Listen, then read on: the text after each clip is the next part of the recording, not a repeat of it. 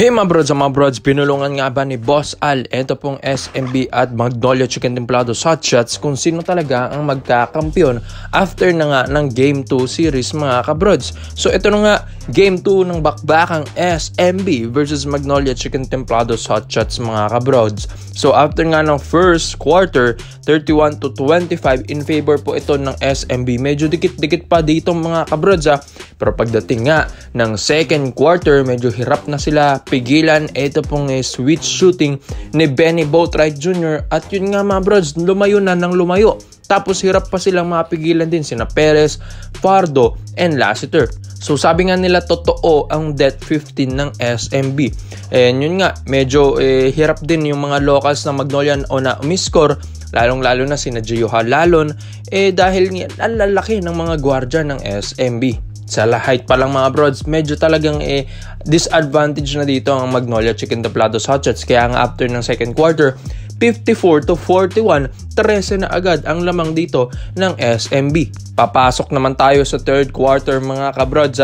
Dito na nga natin nakita yung sobrang tambak na talaga ng SMB at Magnolia, which is lamang na lamang ang SMB dito after ng third, which is ito, 21 ang lamang, 79-58. So, sino ba namang magaganahang manood dyan sa MOA Arena kung ganyan naman ang tambakan ng finals natin? At yun nga mga brods, sa huli, dito na bumigay ang Magnolia.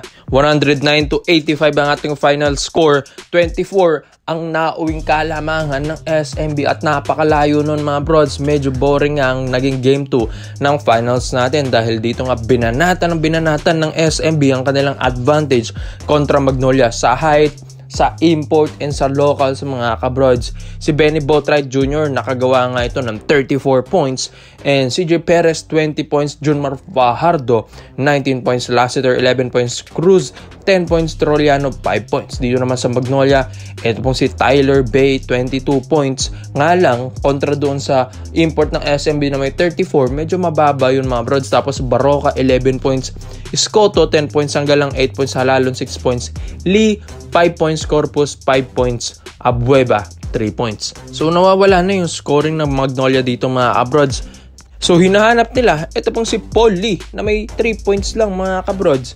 5 points lang mga kabrods. Tapos si Abueva na may 3 points and yung Ahamisi na shooter nila si Jeric 0 points lang mga brods. Kaya medyo hinahanap talaga ng Magnolia yung mga former scorer nila.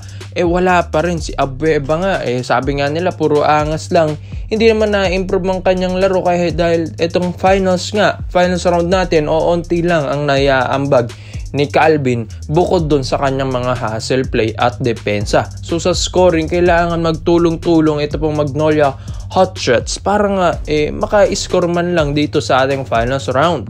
So alam naman natin na hindi naman din ito luto mga kabrods. Nakikita ko kasi na talaga ang advantage talagang SMB dito kahit sino naman ang nakakakita. Lalo na kapag in-analyze mo yung team, yung lineup, yung efficiency, yung shooters, imports, angat na angat talagang SMB. Sabi nga nila, medyo okay pa nga ang Hinebra kung itapat mo dito sa SMB dahil nakakasabay pa sila pagdating sa mga height ng point guards. Pero pagdating na sa Magnolia, ang liliit na kasi ng gwardiya dito mga brods.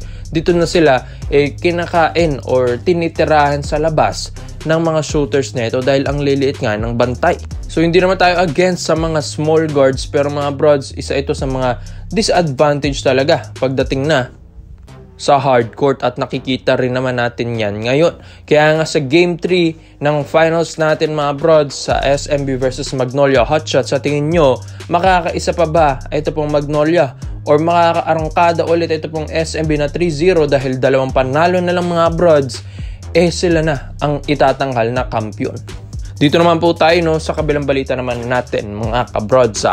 May pinaplano nga ito pong Barangay Nebra San Miguel na mag-a-add sila ng isang superstar at isang sentro. So ito nga po mga brods, unahin na natin dito sa sentro na isa sa mga gusto nilang kunin na nasa Rain or Shine Elasto Painters na ito pong si Kit Datu. Yes mga brods, 6'8 or 6'9 forward or power forward or center ng Rain or Shine Elasto Painters yan. Malaki nga ang naitutulong nito ni Kit Datu noong ito pong Rain or Shine nagkakaroon ng streak wins ngayong elimination round. After nga nun, pumasok sila na playoffs. Yun nga lang, na-eliminate din sila agad. Pero ito pong si Kit Datto mga brods, malaking factor ito para sa Rain or Shine Elasto Painters dahil yun nga, isa ito sa mga nagiging import stopper ng Rain or Shine. So sa pagdating nga sa mga import, medyo hirap din silang tibagin ito pong si Kit Datto dahil medyo brusko rin tignan ito pong si Kit.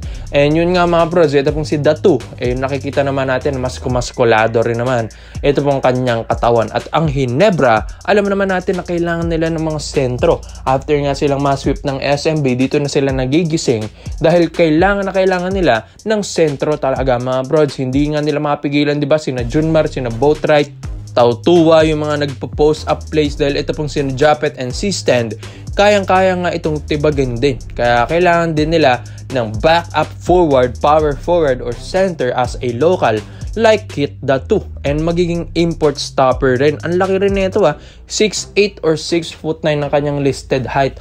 Ala Japet Aguilar din ng height na ito mga brods, pero mas brusko nga lang, mas matigas, and yun nga mas malapad ito mga brods pagdating nga sa depensa. Kaya malaki ang maitutulong po nito ni Kit Datto kung talagang kukunin ba ito ng Barangay Ginebra San Miguel.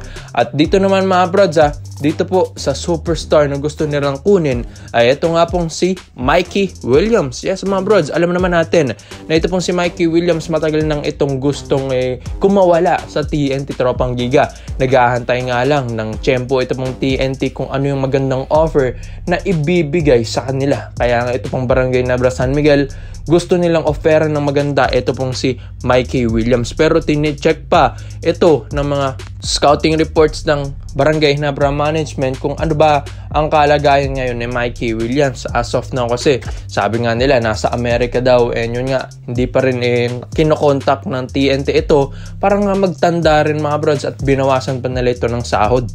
And nga, chinecheck na ito ng Ginebra Management mga brods kung nasa kondisyon ba ito pong si Mikey Williams physically, mentally, and yun nga yung kanyang attitude ba, nagbago na ba mga brods? Dahil ito, kapag nagbago na ang kanyang attitude mga brods, dito na susubok offeran ni na Boss Al Francis Chua at ng Barangay Ginebra Management.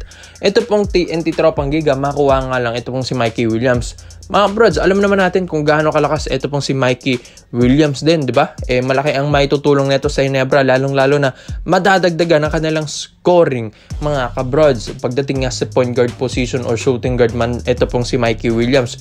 Isa pa dito mga brods, isang shooter na magaling din gumawa ng play. Tapos mga brods, subok na dahil 2 kampyonato ba naman binigay niya sa TNT Tropang Giga mga kabrods. Kaya malaki talagang maitutulong na Mikey Williams kahit man ganito siya na bad issue ang kanyang image ngayon. Kaya mga brods, sa tingin nyo ba malaki ba ang maitutulong talaga ng 2 player na nabanggit natin? Unang-una, power forward Kit Datto at ito nga pong superstar na si Mikey Williams. Kaya komento mo lang opinion mo dito mga brods at isa natin yan. Salamat po sa panonood mga brods. This is Abreta Dialect lang. I'm out.